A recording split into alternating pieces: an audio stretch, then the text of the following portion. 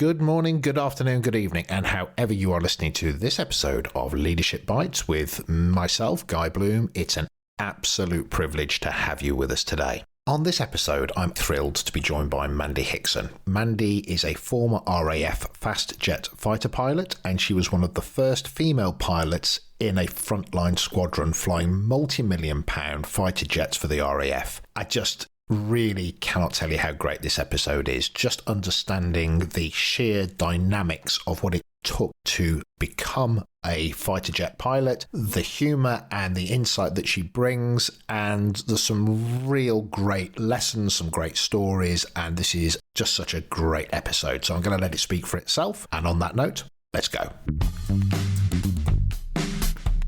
Welcome to Leadership Bites with your host Guy Bloom, a leadership podcast, conversations, just me talking and occasional interviews. Check us out at livingbrave.com, and when you enjoy the episode, subscribe and tell everyone.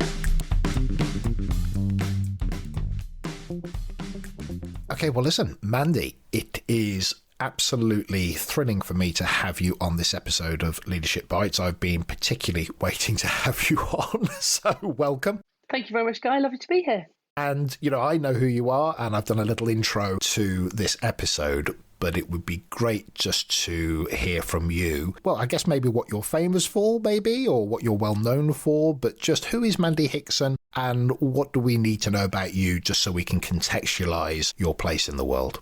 Sure. So I was the second woman to fly the Tornado GR4 fast jet on the front line within the Royal Air Force. I served just under 17 years in the Air Force. I left in 2011, so 9 years ago now, and set up my own business, basically taking all my experiences from the front line and sharing them in a business context. And that's sort of gone quite ballistic, really. So, yeah, it's been fantastic to be able to really utilise some of the experiences that you've had in a military concept and actually share those in a very, very different organisations all over the globe.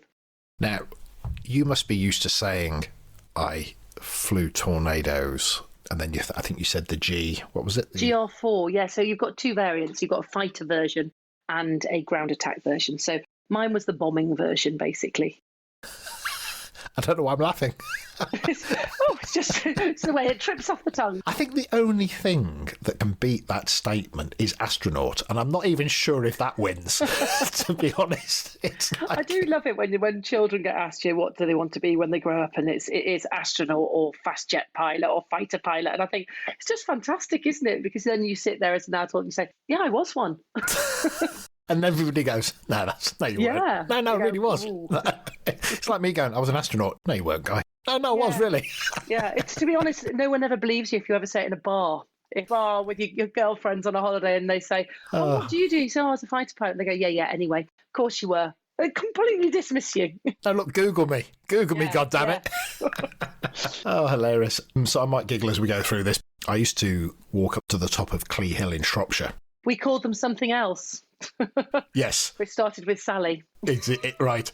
We've already gone there, have we? Right. I'm only 2 seconds in. And I used to watch the RAF go through those hilled areas at very low level. They were buzzing, I think, the radar up there and all that kind of stuff. Were those the same kind of planes I may have been watching? Yeah, absolutely. So basically, the Clee Hills are a really distinctive feature. And so if you're ever dropping into low level to fly over Wales and things like that, you'd often enter around about the Clee Hills. And so basically as you drop down in a Tornado, that would have been exactly the sort of aircraft that you would have seen. That or the Hawk, which is the trainer aircraft that you fly from RAF Valley and Anglesey. Because you could literally be almost parallel with the aircraft as an observer. Yeah, you can. And that's a phenomenal thing. I mean, you can, when you're at low level, you can actually be below someone standing on a hill and you're still completely and utterly within your minimum safety distance, your bubble around you, which is completely legal. And you see people like from above waving at you and you sort of turn the jet on its side, you give them a little wave out the top of your canopy. It's a fantastic feeling. I love doing that. Now, listen, I'm not going to get geeky and ask you wingspans and stuff like that, which we were just... Very wise. Because, if you answer... Nobody will know what you're talking about, but just in case we have to look that stuff up, but people can Google it, right? But I would like to know the one little boy element in me, which does want to know, how fast does one of those things go? Well, it technically, when you do go onto Wikipedia, it does say it's like a Mach 2 aircraft. I mean, I've never in a million years could the Tornado go up to that. Often when I was flying it, you would be carrying quite a lot of weapons, stores, fuel tanks and the like. And so actually you're quite limited within the actual spec that you can fly, the speed that you can fly. The fastest I've ever been in a Tornado, and bizarrely it was actually in the fighter version, which I hate to admit, but that was over the sea and I was on a training trip and we got up to Mach 1.2, which is pretty fast. So you're looking about 960 miles per hour at that point. 960 miles per hour. In a standard atmosphere. So that's the funny thing with the Mach number, is it changes with pressure settings. So yeah, it's about 960 miles an hour. Wow. Incredible, really. Well, I was saying to somebody, when I speak to Mandy, I mean, what it must be like to fly a plane that's going, 200, 300 miles an hour. So I'm obviously fundamentally clueless. Yeah, that's what you do in training. But that's the fantastic thing about it.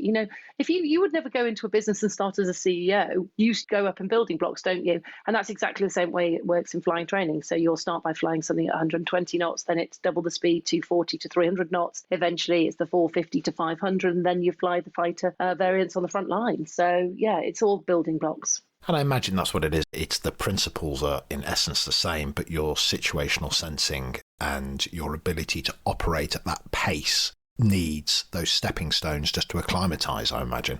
Yeah, very much so, actually. And it's particularly in the low-level environment, I used to find that. So flying at height, it's one thing completely different, really, because you've not got any fixed parameters that are whizzing past you. Whereas at low level, especially as you start to drop down the height, say from 500 feet to 250 feet, and then we do something called operational low flying. Only in specific areas of this country we can do it where it's very underpopulated. And you can drop down to 100 feet. Now, at 100 feet, if you think of a pylon, that's 250 feet. So if you're traveling at 500 miles an hour at 100 feet, you need to be really sharp.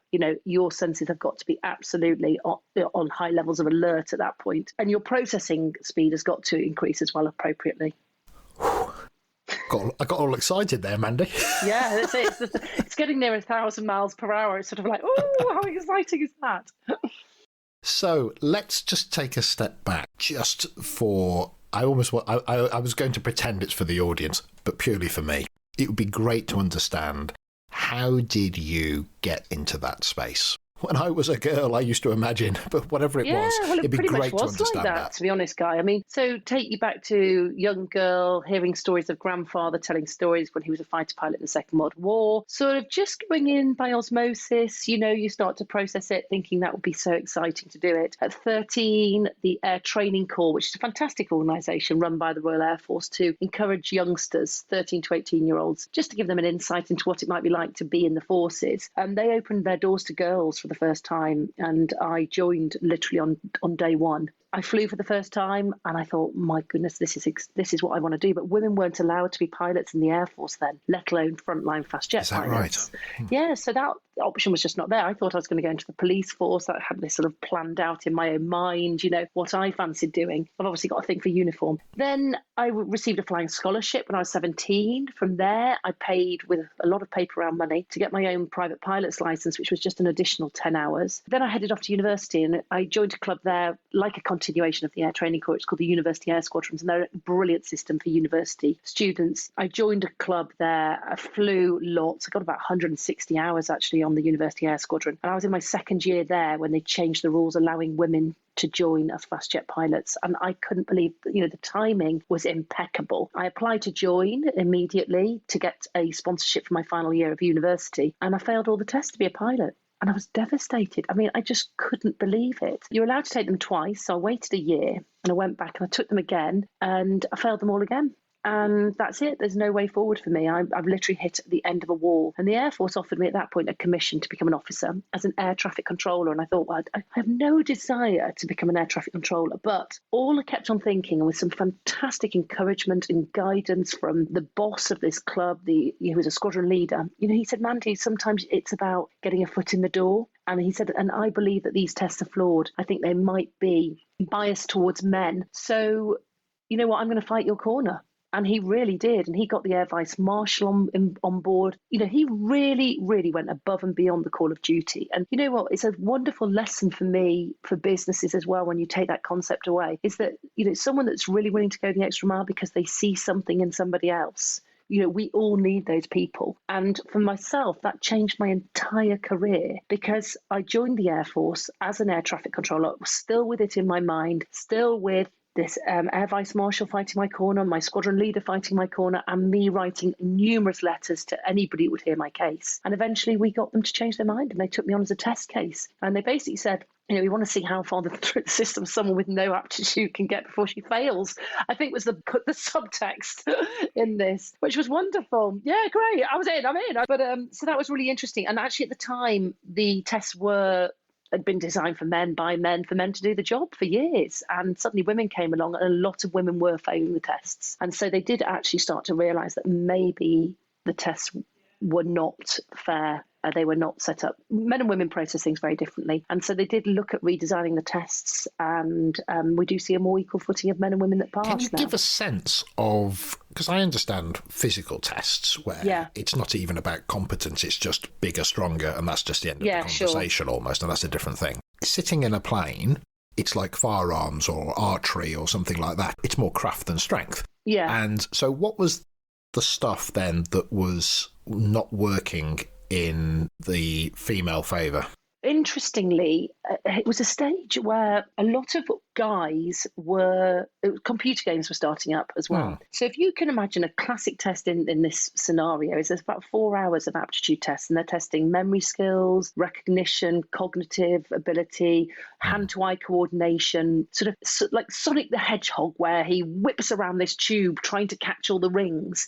And it's basically how quickly do you adapt when they've got a test on the screen, and suddenly you're trying to keep the ball in the middle of a box, and you're all set up and it's going brilliantly well, and they change halfway through the direction that your hand inputs make to the controller. How quickly does your brain have the ability to pick up the change and realise that every input is now actually working in an opposite direction? So things like that. But at the time, they were very stick and rudder. We call them stick and rudder skills. They were testing literally just that. And they realised with complex machines that were coming more and more through to the front line at the time, maybe they needed to check more, a whole host of other things like the cognitive abilities and things like that. And so they did adapt the tests, actually, not just because of women, but also to be more representative of the challenges that pilots would be facing in the future with regards to the new technology that was available.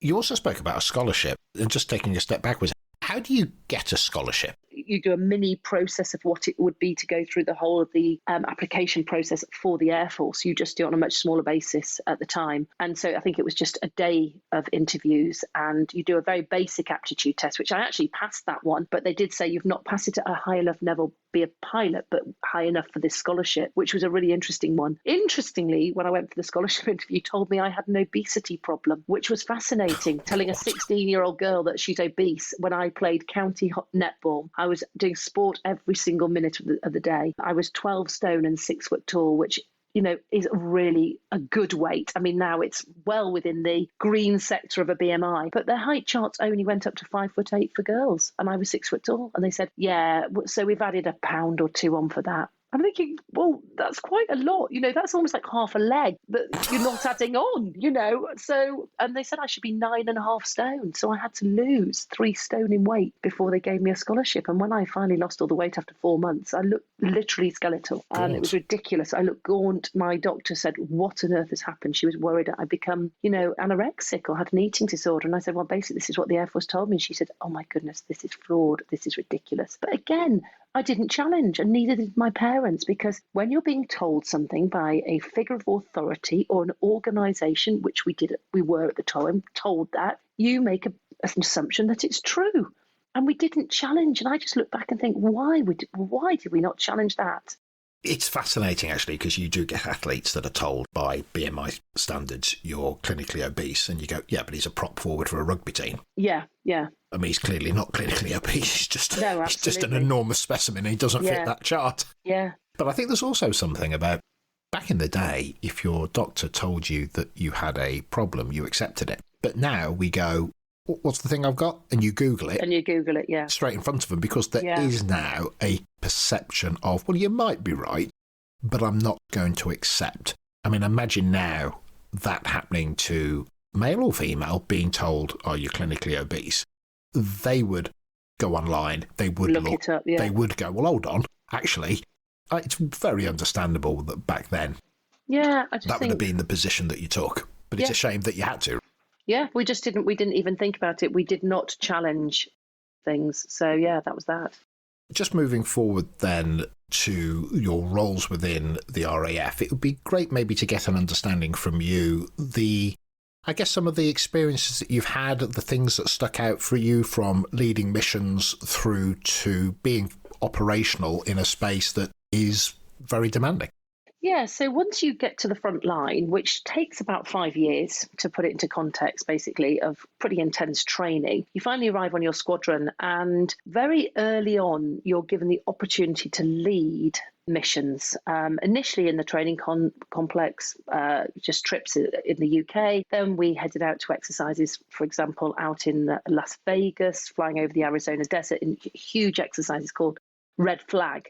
And again, given the opportunity to lead, with the philosophy being train harder than you'll ever have to fight for real. And that was basically giving us the skill set to work with multinational environments, huge coalition of forces over in Iraq. And we were, at the time, it was the period between the two Gulf Wars, and it was basically known as defending the no-fly zone over southern Iraq. And we were based out of Kuwait, and on a daily basis, we would fly into Iraq. And again, at early stages. So you're what's called a first tourist. You're on your first ever job in the Air Force, and you are leading formations, often, though, with a very experienced navigator in your back seat, which is fantastic, by the way. Can you imagine having a mentor sitting 2 meters behind you? You know, giving you advice, giving you guidance, helping you make the right choices. And by using that sort of skill set of mentorship and guidance, you accelerate people's leadership capability, learning so much more quickly. And so, yeah, I think one of the most momentous, you could say, or memorable events was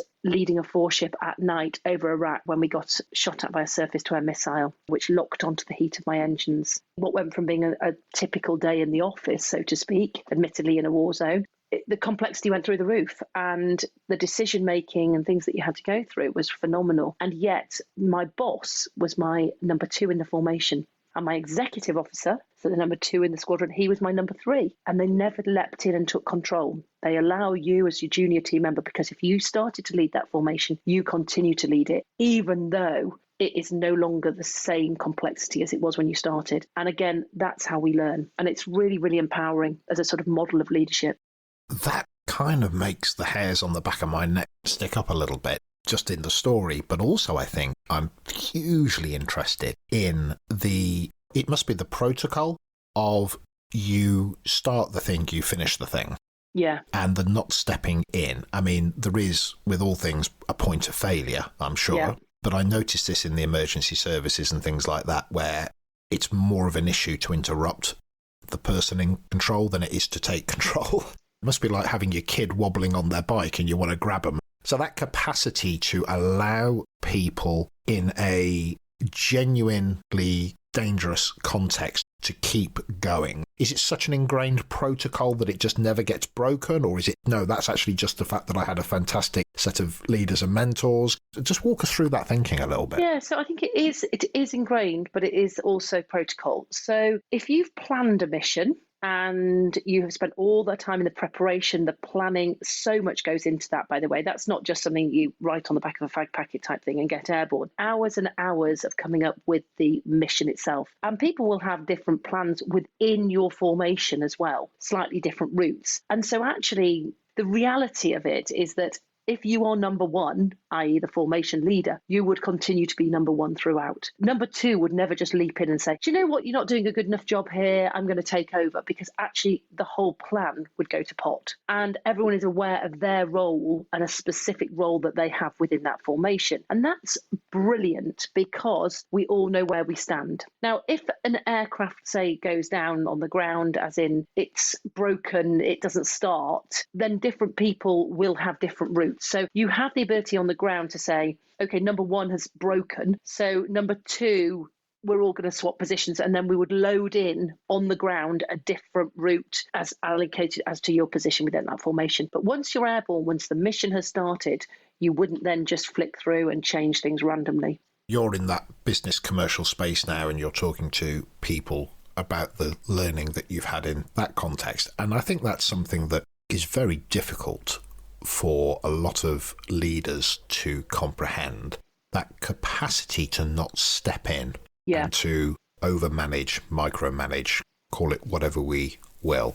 There's something very much around in a commercial space where the risk is maybe financial and around personal brand. There's a lesson there to be learned about, well, actually, if it can happen in the context that you've just spoken about, what is it that stops us from actually having that confidence in the process to allow people to function and to learn and develop, even if it's in the moment, but actually to fight their own fear of, if this person fails, I'll be seen as a failure and therefore I have to step in. So there's a real lesson there, or a real education piece, I feel. There is. Lives are not going to be lost in the civilian world, in commercial enterprise. But as you say, there can be an awful lot of money on the line. And also, as you say, that personal attributes and things like that. The one thing that I would say is, going back to your analogy on the bike, if your child is learning to ride and they have a wobble and you constantly leap on to hold them up, then they never actually ride by themselves. You have got to let go at some point.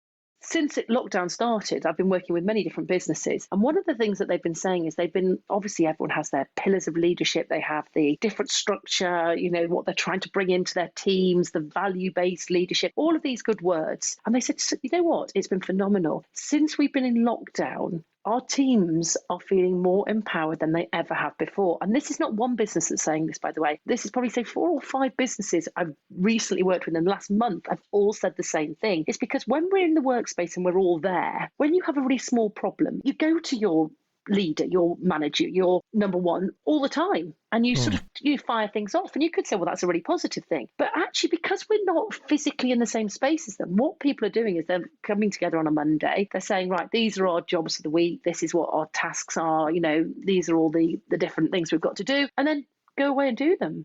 And you feel, it'd be ridiculous to get him up on a Zoom call or her up on a Zoom call to ask a little question. So you just get on with it. And they said, bizarrely, I actually feel like I've really take ownership of everything, that I feel accountable for my own decisions, and it feels really good.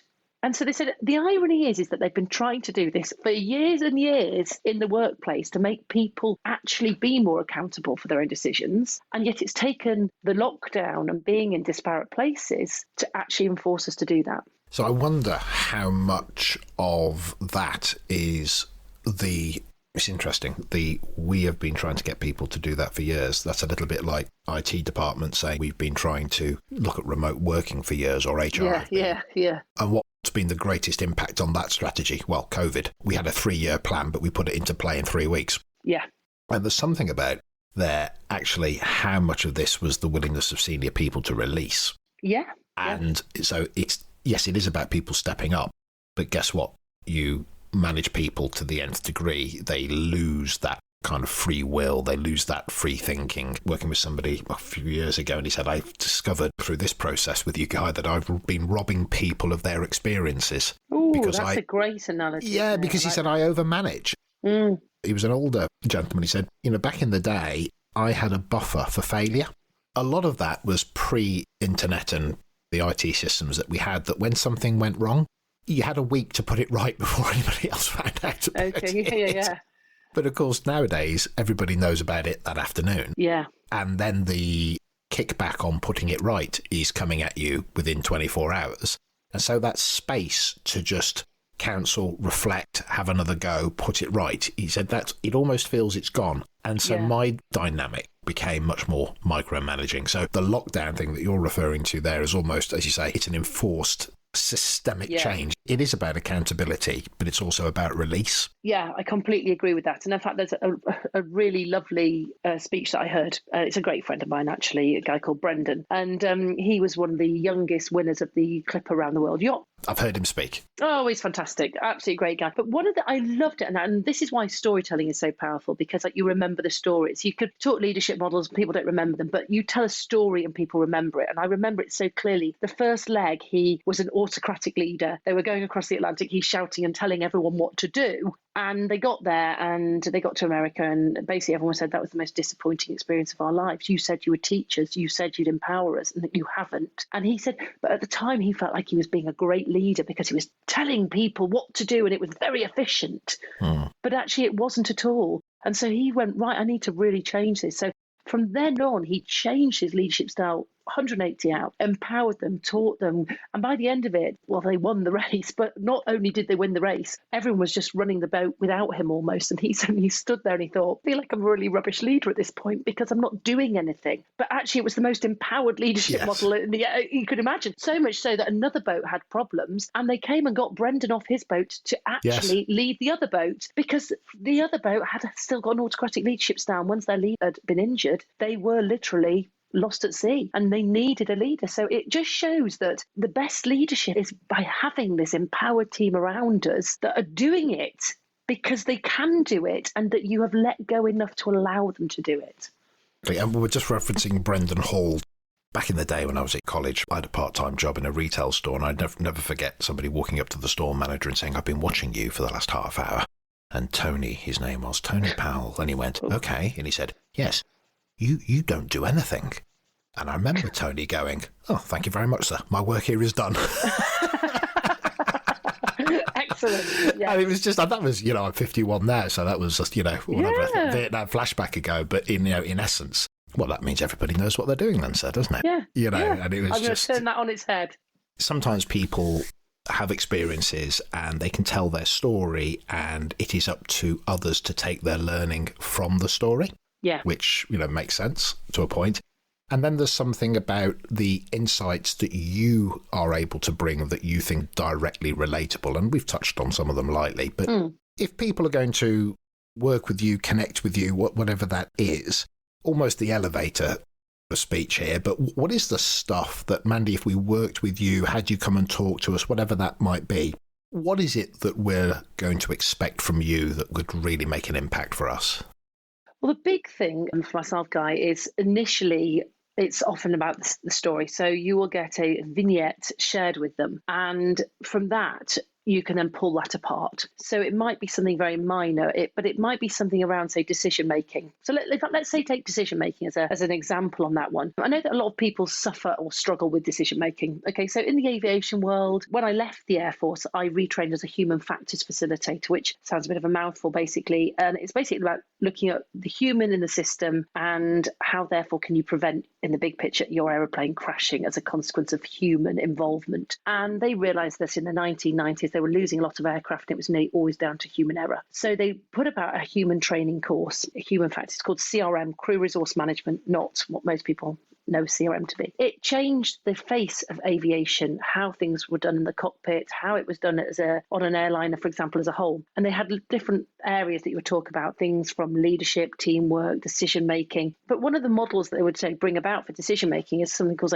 DODAR. Okay, DODAR. What is DODAR? Okay, well, it breaks down decision making into some really easy, usable chunks. The first thing we do is we diagnose a problem. Okay, so well, that's pretty obvious, right? Well, if you were to say start at the beginning of a project and there's yourself, Guy, and there's myself, and we look at something, you and I will have a very different mental model based on our previous experiences. If you don't ever share your mental model basically to make a map from the start, then actually what's the point? So we need to basically utilize that, diagnose the actual issue for us to make a map that is relevant to what is going on at the moment. And then once we've got that map, it's easier to share and come from the same starting point. So you diagnose a problem and then you ask your team for their options. So again, the leader would never be sharing their thoughts first, and we know that as a really good example of most leadership scenarios, don't we? Ask your team for options, they will come up with their input, and you as the leader, you make a decision. You then assign the tasks and you review it. And so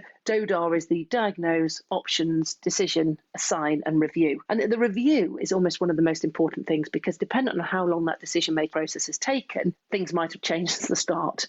But how often do we press on because we think we've come to the ideal solution, and then actually we sort of don't really want to know what the changes are because we think, I don't have to make any changes now. But unless we review it, we don't get to the right solution at the time. There are little things like that. So sharing many of the techniques that we use in aviation, but putting them into a business context, getting people using different exercises. We've got, an amazing one around situational awareness. We have this thing called nutter. You notice it, you understand, and you think ahead. And people use it all the time in aviation. They say, let's nutter that. Well, actually, it's fantastic, because a business, when something happens, sometimes if we're very stressed and we're very busy, we might not even notice it in the first place. So trying to open up your thinking so that we start to notice those first signs when something is changing, raise that awareness, put it at the top of people's spectrum of basically understanding where it's going with that, and then thinking ahead to what the outcome could be. So again, there's just lots and lots of lovely techniques that we have in the aviation industry that are very, very translatable to business. I think I particularly like the fact that the method is almost the method. You can look up 100 ways of giving, say, feedback or whatever it might be on the internet these days. But I think it's the relatable story in relation to it that says, listen, this isn't some academic, esoteric model that I've come up with. This is something that is lived and breathed, and you don't have to figure out if it's going to work. It works. You just have to do it. Yeah, absolutely. I mean, the debrief funnel we use, and we debrief after every single trip. That's like having a meeting and saying, let's debrief.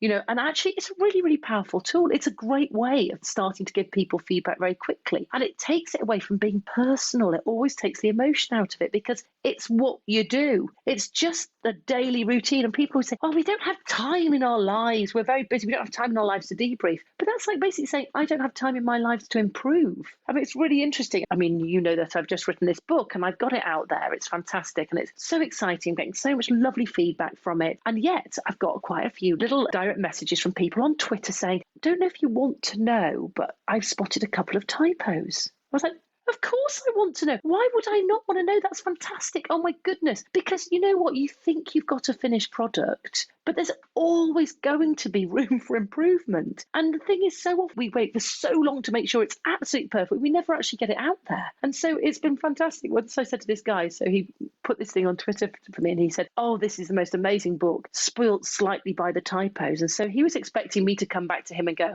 for goodness sake. And I came back to him and went, oh my goodness, you can become my best friend. Can you share them with me? And he went, oh my goodness, I would have never expected someone to come back and embrace me for what was actually quite a negative comment. And I said, but that's the way we live in the aviation and the military, is that you give people feedback and they do take it for what it is. It's tough sometimes, but it's a really important lesson. It's also fascinating in the way that I think there's something about the meaning of feedback and your intent and all those conversations that we could have. But spotting an error is one thing. The manner of offering it. Yeah.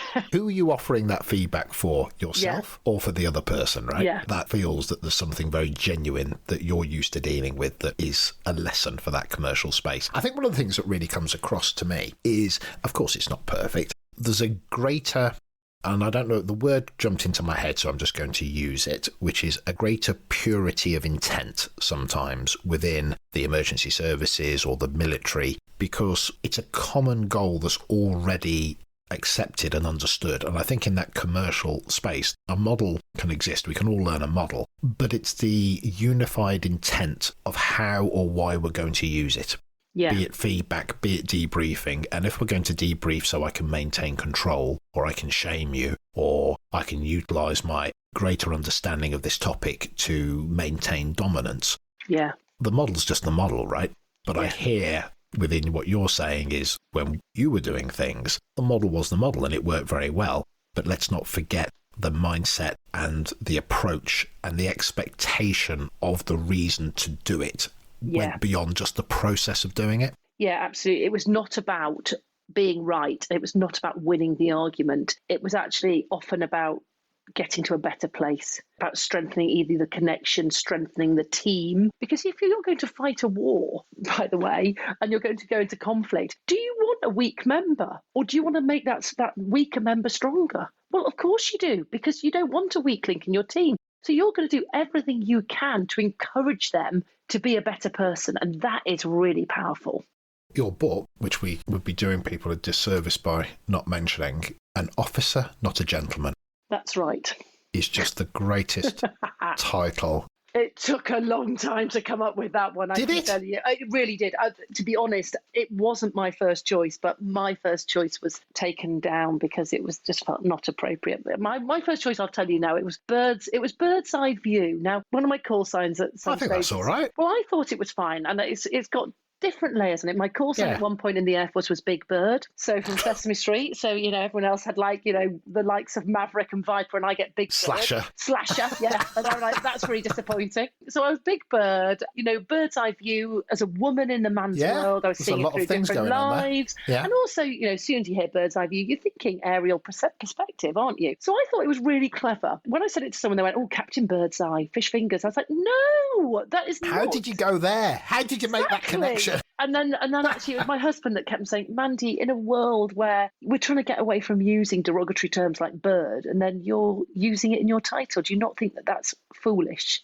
Why would you even open that?" So I thought, can of worms. And I thought, well, he has got a good point, really, and I do need to listen to him because he's my trusted wingman and he's always got my back. So we had one of the chapter titles was An Officer, Not a Gentleman, and I actually thought, do you know what? It's great, and I've worked with a fantastic team. I love the front cover of it. It really just brings it all out that it's actually about aviation as well. So, yeah, I was thrilled with it. And what was your process in doing that? Having done a book myself, I literally, at one point, I'd literally lost my marbles with it. Somebody released me from my own anxiety by saying, "Guy, you're trying to write a book. Stop doing that. Just get all your thoughts down." Yeah. And just get it out your head. Don't bother punctuating it and all that. That's just a really good advice. That's good advice, isn't it? And that helped me. Yeah. And I just wondered, was there a moment of, for the love of all things sacred, I've got to get this thing done? Yeah, I did feel a bit like that, to be honest. It's been a 3-year project. So I was working really closely with a great friend of mine as well, Rob. Rob was a journalist for the BBC, and then he knows me so well, knows my voice. So we spent a lot of time writing it together with him, basically. I'd be interviewed for hours, he'd write it, I'd edit it heavily, make sure that my voice could be heard. And so we worked collaboratively on it really closely for 3 years. And then actually we went down the literary edge, trying to get an agent, which we got a literary agent, and then tried to get a publishing deal. And I'll be brutally honest, we didn't get one, but that stagnated the whole project for about a year and a half whilst we were in that. Can I just pause cycle for a second? Yeah. This blows my brains out slightly. Right. How the heck did you not get picked up with a story like this? To be honest, I was quite surprised as well. So there hasn't been a book written in the UK. There has been in the States, but not in the UK, by a female fast jet pilot in an autobiographical context, so about her experiences. Yeah. And basically, I even had a lead with one of the major publishing companies, and they'd said, "Please, can you give us first bite? We want first refusal, on this, because I think it's a fantastic story." So we put the proposal together and we sent it to them, and we got a rejection letter from their board saying, and the woman that wrote it you could tell was acutely embarrassed. And she basically said, this is a quote, unquote, "A plain book is for a male readership who have no interest in a woman's story," unquote. And then she said, on the positive, obviously, groundbreaking, ceiling smashing, incredibly inspiring woman. But she said, "I'm really sorry. That wasn't enough to override the fact that plain books for a male readership who have no interest in a woman's story," which is just ridiculous, because guess who the majority of the people that have bought it are? Men at the moment, who seem to be absolutely loving it. I thought it would be predominantly women that were buying it. It's really not been. It's been 50-50. In fact, probably more men, actually. It's a little bit like somebody saying, I think there was a quote of somebody saying about the Beatles, guitar bands are dead or something, and then didn't take them on board, and they became the Beatles. It's almost, wow. I was disappointed, to say the least. You should then be. I thought, you know what, I'm not going to let that stop me. And one thing I hadn't really appreciated. I bet your second book will get picked up. Yeah, probably straight away. One thing I hadn't appreciated was I'd sort of seen it as a project. It was quite lengthy. Having the lockdown period actually gave me the thinking space and the creative space to actually finish it off and get it across the line. Got it loaded up to Amazon, and I thought, that's fine. I'll just self-publish, print on demand on Amazon. That's exactly what I did. Yeah, not a problem at all. So I got all of this done, hit load, and then I basically, the moment, and I felt fantastic that day. I felt like I'd handed my dissertation in. I'd finished my project. It was all about finishing the project. The next day, when I got told that it was available to buy on Amazon, and I shouted through to my husband, "It's up on Amazon." He went, "I'm buying the first copy." I suddenly felt really very vulnerable. And I went through a very, very strange 24-hour period where I suddenly thought, my goodness, everyone's going to read my story. Everyone's going to be able to comment on it, judge me. Everyone's telling me, "Oh, you're so inspiring. You're so funny. It's going to be all those things." I kept thinking, it's none of those things. It's just my story. And actually, then you have all of those self-doubts. And I kept thinking, gosh, I thought I'd grown out of that young girl with those self-doubts, but they're still there and they still plague you. And it's a good thing, though, because it does make you humble. It brings you back to reality and it makes you realise that we're all human, and suddenly you are exposing yourself for other people to pass comment on you. And fortunately, I've had some really lovely feedback. Well, you've got 51 5-star ratings. I'm looking at it now. There you go. Oh, I've got more than I last checked.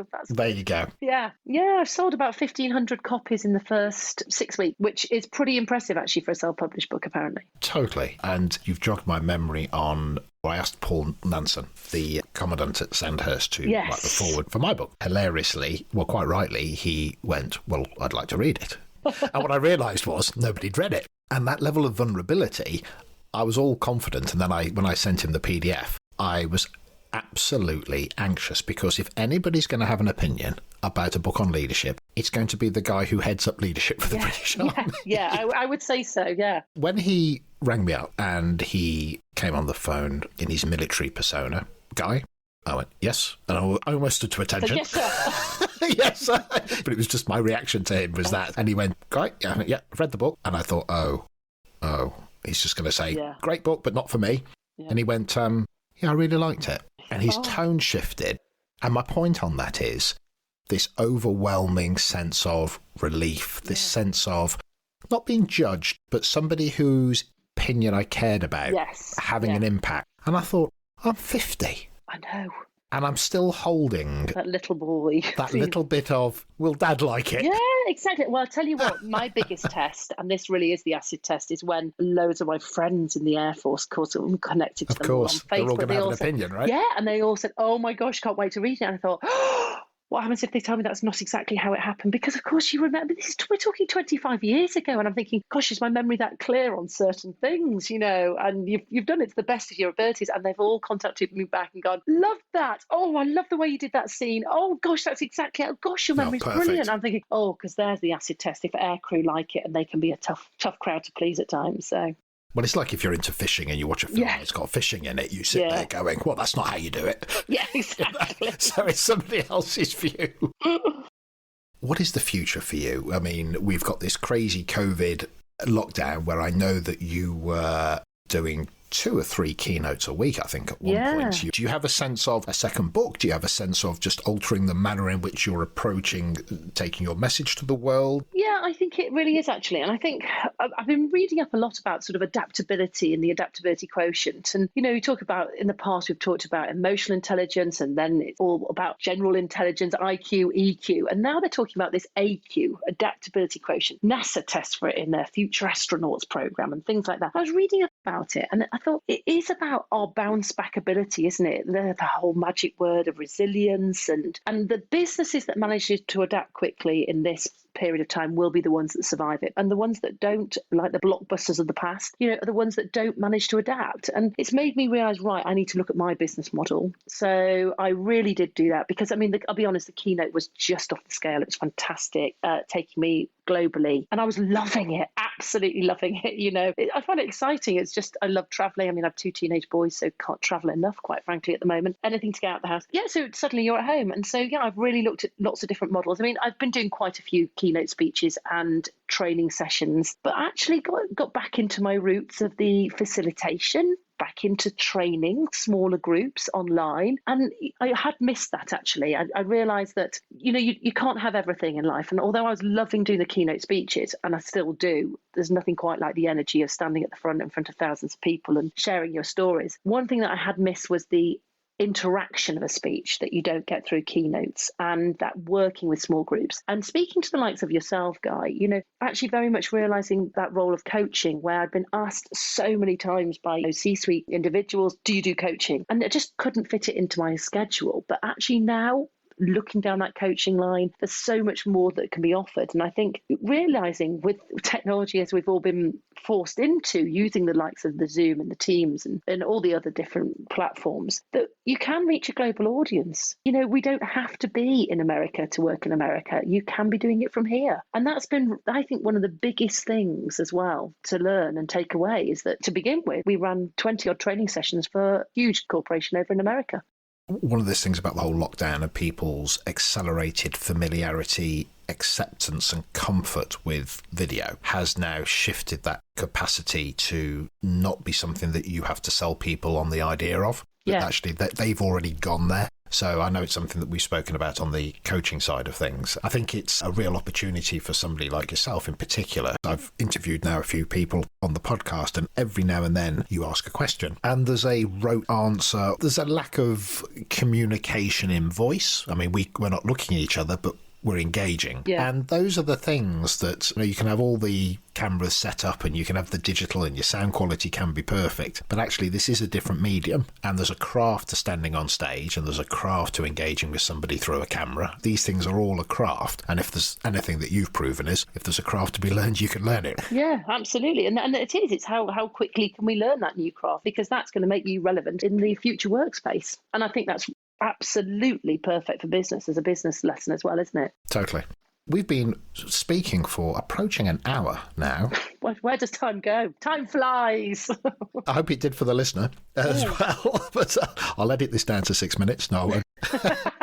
It's been a joy speaking to you. Just your energy, your point of reference, and I think the way that you frame the world. When we do these kind of episodes, we're not picking a topic and attacking it. We're just getting a sense of you as a human being and the way you are and the way that you come across. I would definitely offer people the idea that An Officer, Not a Gentleman is a book that should be automatically purchased by everybody, and I'd like them to do that. Is there a way that on social media would be the best way to engage and connect with you? So I'm either as Mandy Hickson or Mandy Hickson Speaker on every medium: Instagram, Facebook, Twitter, and LinkedIn. So fantastic. I'm very happy to chat to people and engage as well. And I think what's so wonderful, isn't it, about the world at the moment is that actually people can feel that they can really reach out and touch, and get in touch with people very easily. And I love that. Fantastic. I felt that you went touch people and thought, no, actually, I don't want that. Yeah. And then you moved it into actually get in touch. Get in touch, yeah. So listen, it's been an absolute joy. Thank you. I'm going to ask you just to stay on for a few moments while we wrap up. Just thank you so much for your time. And just on a personal note, I reached out to you and for you engaging back. Honestly, really enjoyed our chat. Thank you so much for having me on. That's it. Subscribe so you keep updated on new episodes. Visit livingbrave.com if you want to connect with us and find out more. This has been Leadership Bites. See you soon.